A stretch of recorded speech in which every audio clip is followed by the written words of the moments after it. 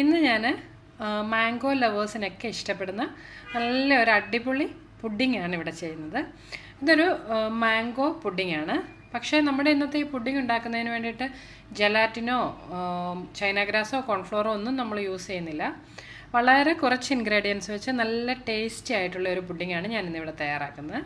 പിന്നെ നമ്മുടെ ഇന്നത്തെ പുഡിങ്ങിന് ആ തിക്നെസ് കിട്ടുന്നതിന് വേണ്ടിയിട്ട് നമ്മളിതിലേക്ക് ചവ്വരിയാണ് ചേർക്കുന്നത്. അപ്പോൾ മിക്കവർക്കും ചവ്വരി ഇഷ്ടമായിരിക്കുമല്ലോ. അപ്പോൾ ചവ്വരിയും മാങ്ങായും കൊണ്ടുള്ള ഈ നല്ലൊരു കോമ്പിനേഷൻ എങ്ങനെയാണ് ഉണ്ടാക്കുന്നത് നമുക്കൊന്ന് നോക്കാം.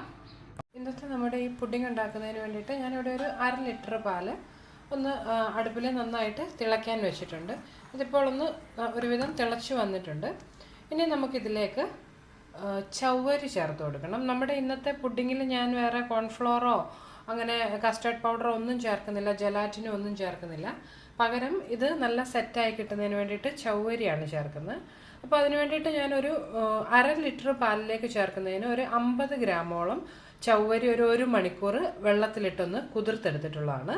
ഇത് നമുക്കിനി ഈ പാലിലേക്കൊന്ന് ചേർത്ത് കൊടുക്കാം.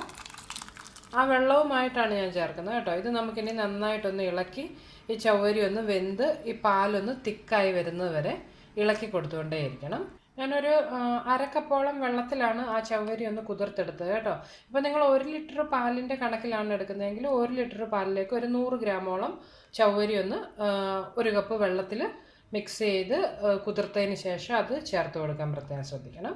ഇതിനെ നന്നായിട്ട് ഇളക്കി കൊടുത്തുകൊണ്ടിരിക്കണം. കുറച്ച് സമയം എടുക്കും, ഒരു 10 മിനിറ്റോളം എടുക്കും ഈ ചവ്വരി നന്നായിട്ടൊന്ന് വെന്ത് ഈ പാലൊന്ന് കുറുകി വരുന്നതിന്. നമ്മൾ പിന്നെ ഒരു 1 മണിക്കൂറോളം കുതിർത്ത് വെച്ചിട്ടുള്ളതായതുകൊണ്ടാണ് ഒരു 10 മിനിറ്റ് കൊണ്ട് വെന്ത് കിട്ടുന്നത് കേട്ടോ. നിങ്ങളിപ്പോൾ കുതിർക്കാത്ത ചവ്വരിയാണ് ചേർക്കുന്നതെങ്കിൽ അതിൽ കൂടുതൽ സമയം വേണ്ടി വരും. പിന്നെ ഞാൻ ഇതിലേക്ക് ഒരു 2 ടേബിൾ സ്പൂണോളം റോസ്റ്റ് ചെയ്ത സേമിയ കൂടി ചേർക്കുന്നുണ്ട്. ഇത് ഓപ്ഷണലാണ് കേട്ടോ, നിങ്ങൾക്ക് ഇഷ്ടമുണ്ടെങ്കിൽ ചേർത്താൽ മതി.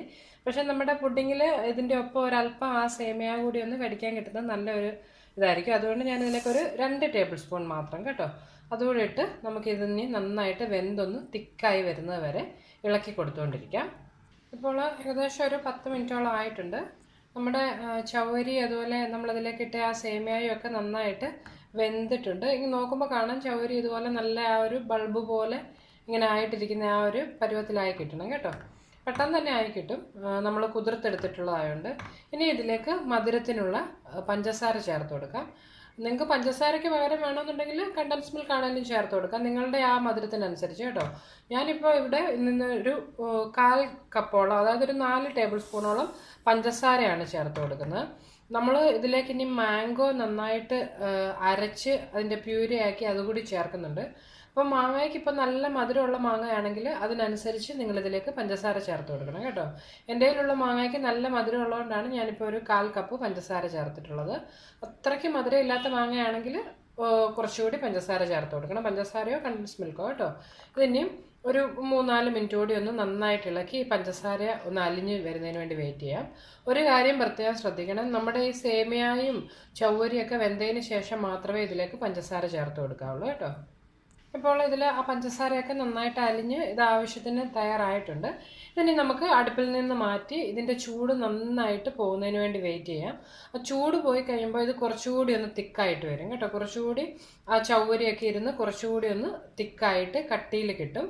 അപ്പോൾ ഇതിൻ്റെ ചൂട് കംപ്ലീറ്റ് പോയതിന് ശേഷം നമുക്കിതിലേക്ക് മാങ്ങ അരച്ചത് ചേർത്ത് കൊടുക്കണം.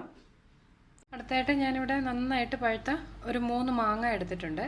അതിൻ്റെ ആ തൊലിയൊക്കെ ഒന്ന് റിമൂവ് ചെയ്തതിന് ശേഷമാണ് ഇവിടെ എടുത്തിട്ടുള്ളത്. ഇതിൽ നിന്ന് ഒരു 2 മാങ്ങ ചെറുതായിട്ട് അരിഞ്ഞ് നമുക്ക് മിക്സിയിലിട്ട് നന്നായിട്ടൊന്ന് പേസ്റ്റ് പോലെ മാംഗോ പ്യൂരി ആയിട്ട് അരച്ചെടുക്കണം. പിന്നെ ഒരു മാങ്ങ ചെറിയ ചെറിയ കഷ്ണങ്ങളായിട്ട് ഞാനൊന്ന് അരിഞ്ഞെടുക്കുന്നുണ്ട്. അപ്പോൾ ഞാൻ നമ്മുടെ ആ മാങ്ങ ഇവിടെ 2 മാങ്ങ നന്നായിട്ട് അരച്ചെടുത്തിട്ടുണ്ട്. വെള്ളമൊന്നും ചേർക്കാതെ അരയ്ക്കണം കേട്ടോ. പിന്നെ അതുപോലെ ഒരു മാങ്ങ ചെറിയ ചെറിയ ക്യൂബ്സ് ആയിട്ട് കട്ട് ചെയ്തും എടുത്തിട്ടുണ്ട്. അതുപോലെ നമ്മുടെ ആ ചവ്വരിയും പാലും കൂടിയുള്ള ആ മിക്സ് ഇപ്പോൾ ഇവിടെ നന്നായിട്ട് തിക്കായി വന്നിട്ടുണ്ട്. ഇത് കുറച്ച് നേരം ഇരുന്ന് തണുത്ത് കഴിഞ്ഞപ്പോൾ നന്നായിട്ട് തിക്കായിട്ടുണ്ട്. പിന്നെ ഇത് നന്നായിട്ട് തണുത്തതിന് ശേഷം മാത്രമേ നമ്മളിതിലേക്ക് മാങ്ങ ചേർത്ത് കൊടുക്കാവുള്ളൂ കേട്ടോ.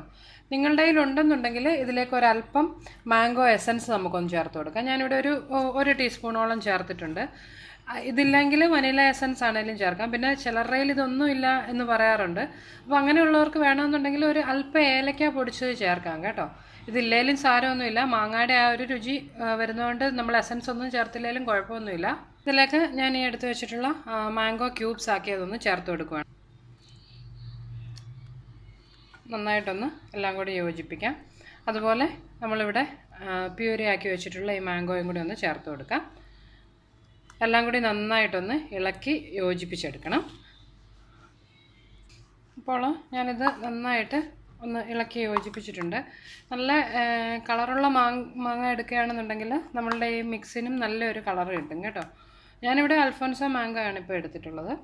ഇതിനെയും നിങ്ങൾക്ക് വേണമെന്നുണ്ടെങ്കിൽ ഇതേ ബൗളിൽ തന്നെ നമുക്ക് ഫ്രിഡ്ജിൽ വെച്ച് കുറച്ച് നേരം തണുപ്പിച്ചെടുക്കാം.